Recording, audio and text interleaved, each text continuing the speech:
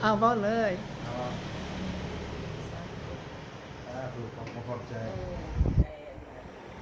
หมอธดาหลายหมอธดาหลายคือว่าได้ปิ่นปัวตัวเจ็บปิ่นมาดูนานนี่แหละมาเห็ดก็เพิ่นเธอเร็วนี่ก็โอ้รู้สึกใจขนาดนี้โอ้วันนั้นก็มาอีกมาถึงปีวันแลนมาหาอีกหวังว่าเธอนี่สิดีไปยืนยาวไปให้มันได้ดุลกว่าเก่าหมด เจ้าเป็นหยังก่อน เพราะว่าเจ็บท้องเจ็บบนเนียวแล้วก็เจ็บเอวเจ็บขาล้มมาหาขานี่ล่ะ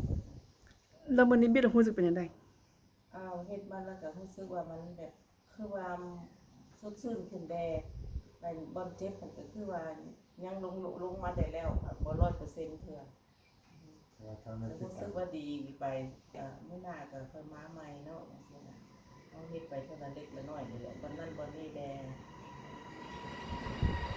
หมอธดาให้มีสุขภาพแข็งแรงกันนั่นแหละอยู่ดนๆพอได้กินขวดไปนำกันมันมีคนน้อง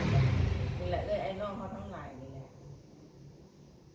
แล้วแต่มันสิดีก็ให้เพิ่นสรรหาชอบหามาปัวกันนี่แหละเนาะเอาซะมีสุขภาพแข็งแรงกับบุญ ข นำ อ กับ น ใจอะไร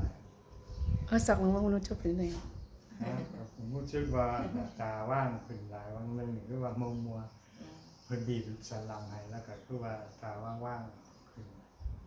การที่เบิ่งไปเพราะว่ายังสิได้ติดตาม2-3มื้อมาต่อเลย ให้มื้อนี้เจ้าเจ็บอยู่บ่ การยังเจ็บบนบีบนั่นแหละข้างหลัง มันบิดบ่เจ้ามีปัญหาวันนี้นะ บ่ บ่เจ็บนะจะเข้าใจเนาะแกตนเฮ็ดกับ แม่ ถ้าจะรวมขึ้นก็มีหยังสิเว้า